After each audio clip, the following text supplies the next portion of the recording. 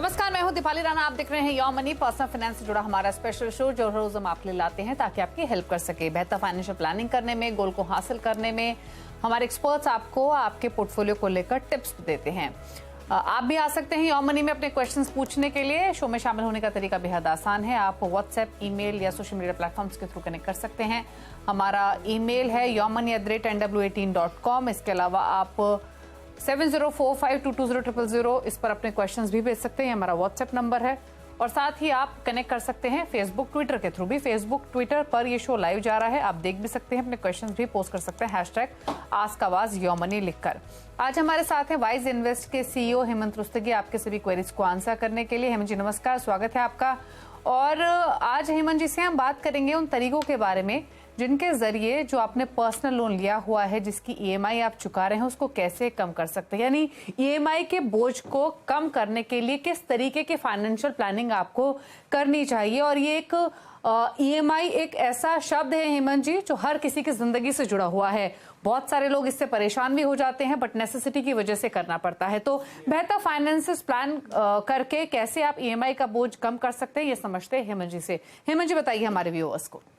जी दीपाली, आपने बिल्कुल ठीक कहा कि EMI का बोझ जो है वो कभी कभी परेशान कर सकता है अगर आप ठीक तरीके से इसको प्लान नहीं करें। क्योंकि हम यहाँ पे पर्सनल लोन्स की बात कर रहे हैं, तो ये ऐसे लोन्स हैं जब आपको कोई इमरजेंसी हो, अचानक से पैसे की जरूरत हो, तब आप लेते हैं और ये काफी आसानी से मिलता है।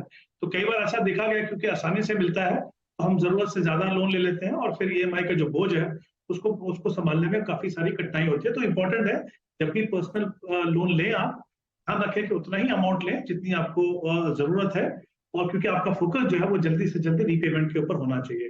तो कुछ स्टेप्स हैं जो अगर आप उस पर ध्यान रखें, कुछ है ऐसे जो लोन लेने से पहले और कुछ लोन के दौरान भी अगर आप लें तो आपकी जो EMI है वो कम हो सकती है।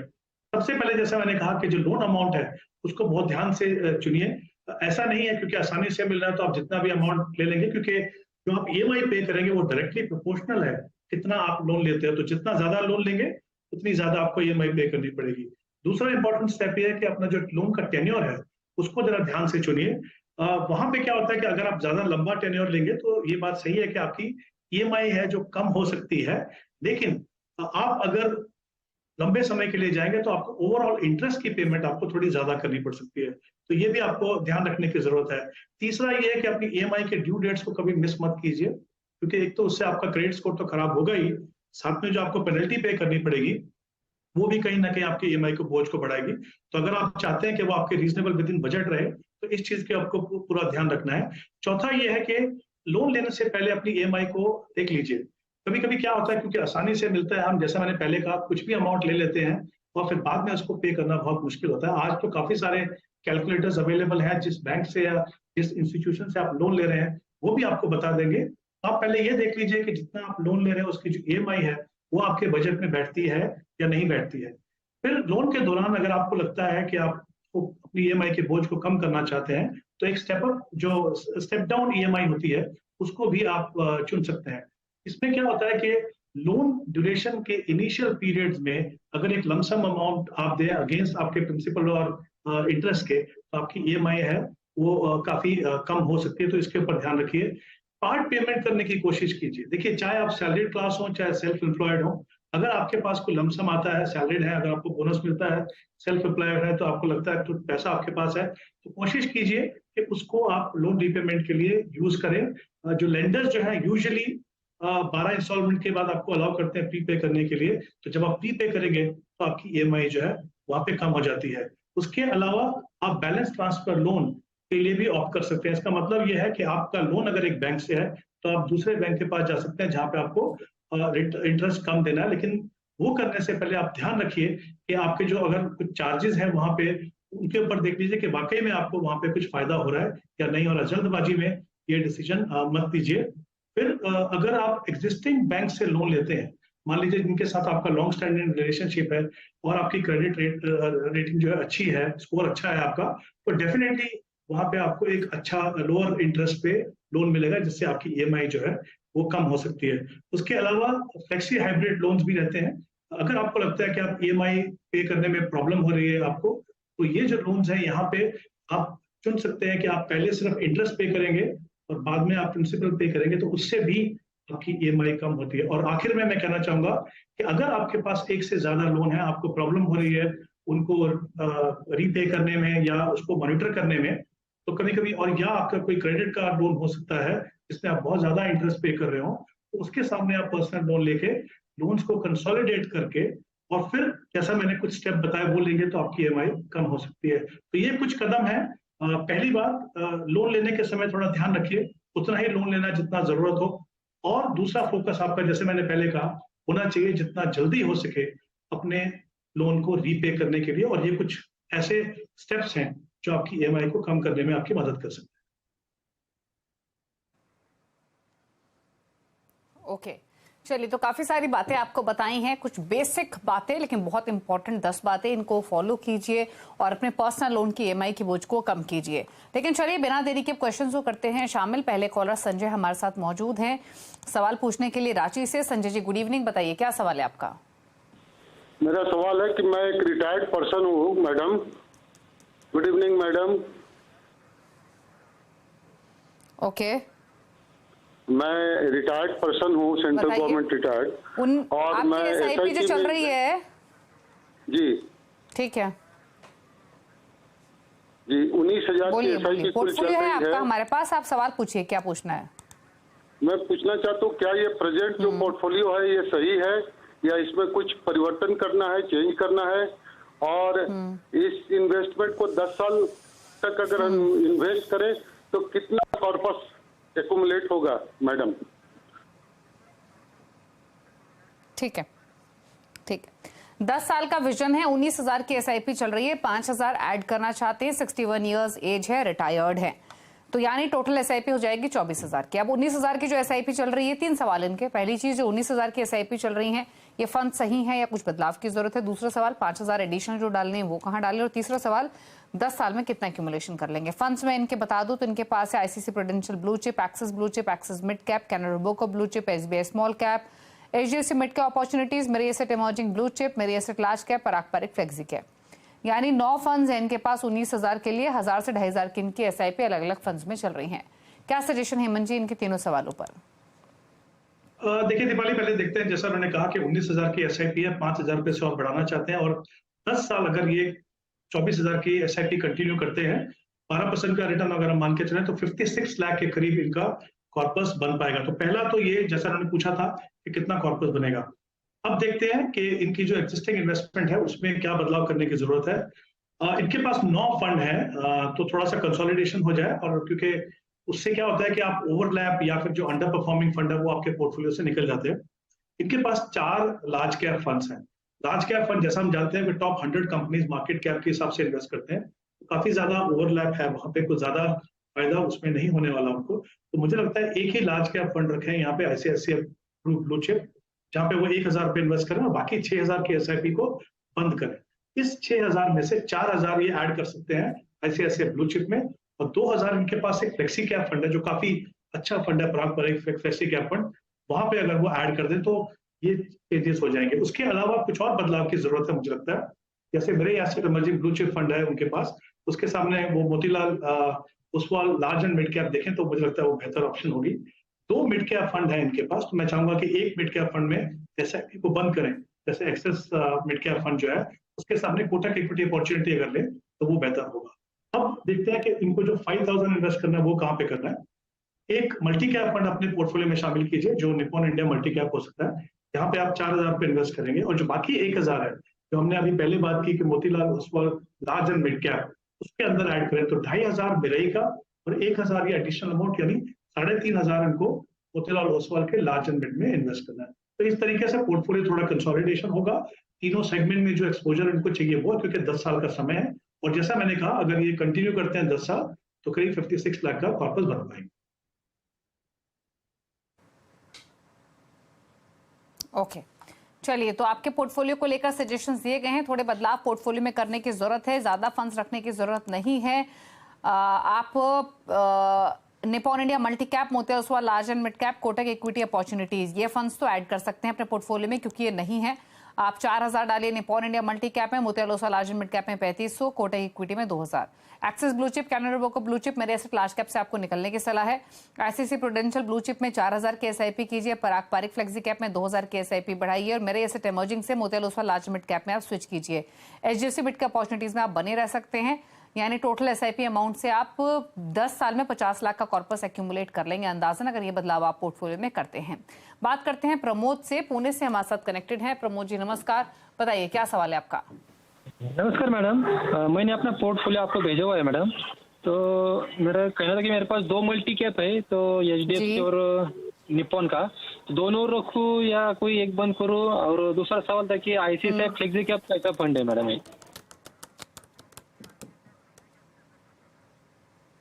कौन से फंड का नाम लिया आपने? आईसीआईसीआई फ्लेक्सी कैप फंड का।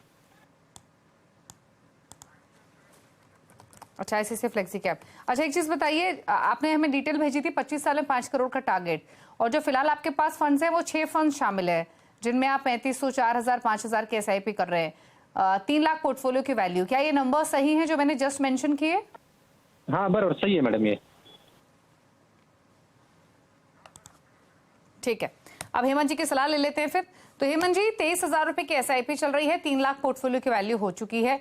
फिलहाल इनके पास है निपॉन इंडिया मल्टी कैप 3500 रुपए महीना, HDFC multi cap, Kotak small cap में 3500 ईच डाल रहे हैं, एसबीआई मैग्नम मिड कैप में 3500 है, आईसीआईसीआई प्रूडेंशियल फ्लेक्सी कैप में 4000, यूटीआई निफ्टी 50 इंडेक्स फंड में 5000 डाल रहे हैं। Already ICICI prudential flexi cap में इनकी 4000 की एसआईपी चल रही है, लेकिन जानना चाहते हैं इन पर्टिकुलर इस फंड के बारे में ये कैसा है। 5 करोड़ का टारगेट 25 साल में, बताइए क्या सजेशंस? जी दीपाली, देखते हैं पहले इनका टारगेट पूरा होगा कि नहीं। इन्होंने कहा कि 25 साल के बाद इनको 5 करोड़ चाहिए, 23,000 रुपए की एसआईपी कर रहे हैं और 3 लाख का इनका जो करंट पोर्टफोलियो वैल्यूएशन है। तो अगर हम दोनों को कंसीडर करें और अगर ये अपना इन्वेस्टमेंट प्रोसेस 25 साल तक अनइंटरप्टेड कंटिन्यू करते हैं, 12% का एनुअलाइज रिटर्न अगर हम मान के चले, तो इनका गोल डेफिनेटली पूरा होगा। तो जहां तक इनके गोल पूरा होने के सवाल है, मुझे लगता नहीं कोई इनको प्रॉब्लम होगी यहाँ पे।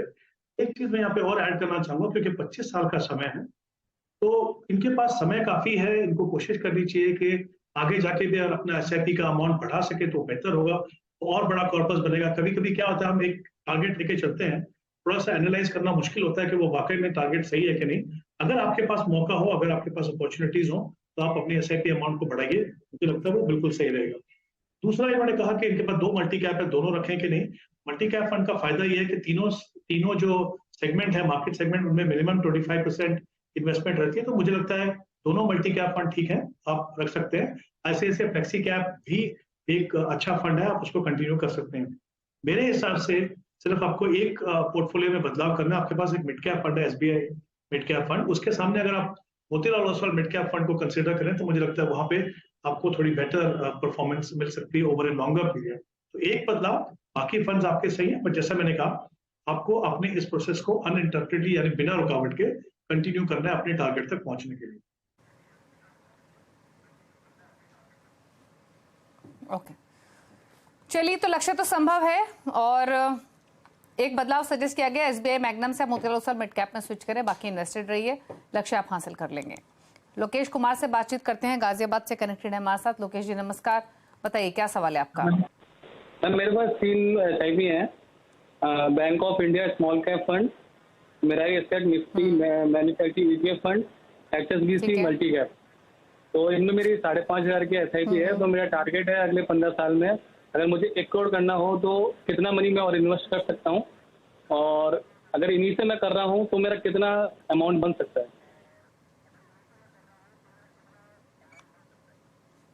ओके, तो 5500 की एसआईपी है, 81,000 पोर्टफोलियो की वैल्यू है, 10 साल में 20 लाख का टारगेट है। फंड्स देखें तो एचएसबीसी मल्टी कैप 1500 रुपए महीना, Mirae Asset Nifty India ETF fund में 1000 per month, Bank of India small cap में 3000 पर मंथ। क्या सजेशन? हालांकि सभी फंड्स इनके पोर्टफोलियो में वो हैं जो आमतौर पे यूजुअल बहुत पॉपुलर फंड्स नहीं है, बट क्या सजेशन रहेगा इनके लिए? जी देखिए, इनकी जो करंट पोर्टफोलियो वैल्यूएशन है करीब 81,000 है, और इन्होंने कहा कि 5,500 की एसआईपी कर रहे हैं, 20 लाख का टारगेट है 10 साल के अंदर। पहले तो देखते हैं कि वो कितना पैसा इनको और लगाने की जरूरत है अपने टारगेट तक पहुंचने के लिए। तो ये जो करंट इन्वेस्टमेंट है उससे करीब 15.5 लाख का कॉर्पस बनेगा। क्योंकि इनका टारगेट 20 लाख है, तो इनको 2,000 रुपए से अपनी एसआईपी को बढ़ाना है, यानी कुल मिला के 7,500 की एसआईपी इनको करनी है। इनके पास जो 3 फंड है उसमें मुझे लगता है थोड़ा अग्रेसिव पोर्टफोलियो है। एक थीमेटिक फंड है, मेरा मैन्युफैक्चरिंग जो है, हालांकि ETF है लेकिन वो मुझे लगता है वो थीमेटिक है, तो वो उसमें ज्यादा हमेशा रिस्क रहता है। स्मॉल कैप भी एलोकेशन ज्यादा है, थोड़ा रिस्की हो सकता है। उससे बेहतर तरीका ये है, जैसे मैंने पहले भी बात की, कि अगर आप अपने पोर्टफोलियो में मल्टी कैप और लार्ज एंड मिड का अगर आप कॉम्बिनेशन रखें तो वो आपके लिए बेहतर ऑप्शन रहेगी इनके पास। तो जैसे निप्पॉन इंडिया मल्टी कैप अगर ये 2000 पे इन्वेस्ट करने की पोजीशन में है तो करीब 7500 की इन्वेस्टमेंट होगी। वहां पे निप्पॉन इंडिया मल्टी कैप देख सकते हैं 3500, कोटक इक्विटी अपॉर्चुनिटी 2000 और Motilal Oswal large and mid 2000। इस तरीके से ये तीन फंड में इन्वेस्टमेंट करें, कंटिन्यू कर रखिए अपने 10 साल तक इन्वेस्टमेंट को, अपने टारगेट तक पहुंच पाएंगे। ओके चलिए, तो ये रहा सजेशन आपके पोर्टफोलियो को लेकर। आप Nippon India multi cap, Kotak equity opportunities, Motilal Oswal large mid cap इन फंड्स को रख सकते हैं। 3500 डालिए निप्पॉन इंडिया मल्टी कैप में, 2000 कोटक इक्विटी अपॉर्चुनिटीज में, 2000 डालिए Motilal Oswal large mid cap में, और 7500 की SIP करेंगे तो अपने लक्ष्य को हासिल कर लेंगे। फिलहाल आप 5500 की ऑलरेडी SIP करें तो स्लाइटली आपको इंक्रीज करनी है बस। चलिए रुक रहे हैं ब्रेक के लिए, ब्रेक के बाद कुछ और क्वेश्चंस लेंगे। आप देखते रहिए योर मनी। आप देख रहे हैं योर मनी। हिम्मत बुस्ती के हमारे साथ मौजूद है क्वेरीज को आंसर करने के लिए। अगले कॉलर से बातचीत करते हैं। तरुण शर्मा दिल्ली से हमारे साथ कनेक्टेड हैं। तरुण नमस्कार, बताइए क्या सवाल है आपका? Good evening ma'am. मेरे पास एक्चुअल में 10 लाख रुपए जिसे मैं इन्वेस्ट करना चाहता हूँ, तो मैं चाहता हूँ कि क्या इंडेक्स फंड में इसको इन्वेस्ट कर दूँ और एक साथ कर सकता हूँ, और ये क्या मेरे लिए अच्छा रहेगा, या मेरे को कुछ आइडिया बताइए।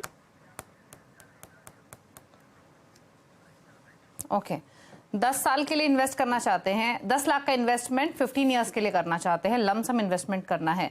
अच्छा, कुछ फंड्स आपके रडार पर हैं या जानना चाहते हैं हमारे एक्सपर्ट से ही कि कहाँ एक्सपोजर लें? ऐसा लगता है कि मेरे को, मैं बिल्कुल ही फ्रेशर हूँ, तो मैं लमसम एक बार करके 15 साल तक बैठना चाहता हूँ, ये सोचता था। हेमंत जी बताइए क्या सजेशन इनके लिए, कहाँ डाले लमसम पैसा? 10 लाख का इन्वेस्टमेंट, 15 ईयर्स का होराइजन। देखिए इनके पास समय काफी लंबा है, 15 साल का समय है, और ये एक तरीके से हम कह सकते हैं कि वन ऑफ इन्वेस्टमेंट है, तो थोड़ा सा इनको ध्यान रख के करना पड़ेगा। इन्होंने बात की कि क्या वो इंडेक्स फंड में इन्वेस्ट कर सकते हैं। डेफिनेटली इंडेक्स फंड में आप इन्वेस्ट कर सकते हैं, बट मेरा ये भी मानना है कि मार्केट में तीनों सेगमेंट में आपका एक्सपोजर जरूरी है, उसमें आपको रीबैलेंसिंग करने की भी जरूरी है। तो जब आप अगर ओनली इंडेक्स फंड में इन्वेस्ट करें अलग अलग से, तो थोड़ा रीबैलेंसिंग का इशू होता है। दूसरा मुझे लगता है कुछ सेगमेंट ऐसे हैं, मिड कैप, स्मॉल कैप, यहाँ पे लॉन्गर टर्म में फंड मैनेजर एक्टिव फंड में आपको इंडेक्स से बेटर परफॉर्मेंस दे सकते हैं। तो एक कॉम्बिनेशन बना सकते हैं आप। 10 लाख में से 4 लाख आप एक इंडेक्स फंड में इन्वेस्ट कीजिए, जैसे HDFC का जो निफ्टी 50 इक्वल वेट जो इंडेक्स फंड है, यानी सारे के सारे 50 स्टॉक में इक्वल वेट के हिसाब से इन्वेस्टमेंट होती है, वो एक अच्छी ऑप्शन हो सकती है आपके पास। एक large and mid cap, Motilal Oswal large and mid cap, और एक मल्टी कैप जिसके बारे में हमने पहले भी बात की, निप्पॉन इंडिया मल्टी कैप। उन दोनों में 3-3 लाख रुपए आप इन्वेस्ट कर सकते हैं। तो इस तरीके से 10 लाख इन्वेस्ट कीजिए, लेकिन क्योंकि ये वन ऑफ इन्वेस्टमेंट है जैसा आपने बताया, तो मैं चाहूंगा कि एक साथ आप इन्वेस्ट मत कीजिए। कुछ अगले 2 क्वार्टर्स तक डेफिनेटली मार्केट में वॉलेटिलिटी होगी, जियोपॉलिटिकल इश्यूज हैं और इन्फ्लेशन का इशू है। इंटरेस्ट रेट में जब तक पॉज आए, जब तक इंटरेस्ट रेट में गिरावट नहीं है, तब तक वॉलेटिलिटी थोड़ी रह सकती है। और क्योंकि ये वन ऑफ इन्वेस्टमेंट है, तो मैं चाहूंगा कि आप सिस्टमैटिक प्लान के द्वारा, यानी आप इन जो फंड हमने बात की, उन फंड हाउसेस के लिक्विड फंड में इन्वेस्ट करें, वहां से हर महीने अगले 6 महीने तक उसको आप इन्वेस्टमेंट कीजिए। उसके बाद आपके पास लंबा समय और आप इक्विटी में बने रहें, लेकिन फंड्स की परफॉर्मेंस को मॉनिटर करते हैं ना, कभी जरूरत पड़े तो बदलाव भी कीजिए उसमें। बट इस तरीके से अपनी शुरुआत कीजिए, लमसम मत लगाइए, और एक ऐसा पोर्टफोलियो बनाइए जिसमें इंडेक्स फंड और एक्टिव फंड दोनों का मिक्स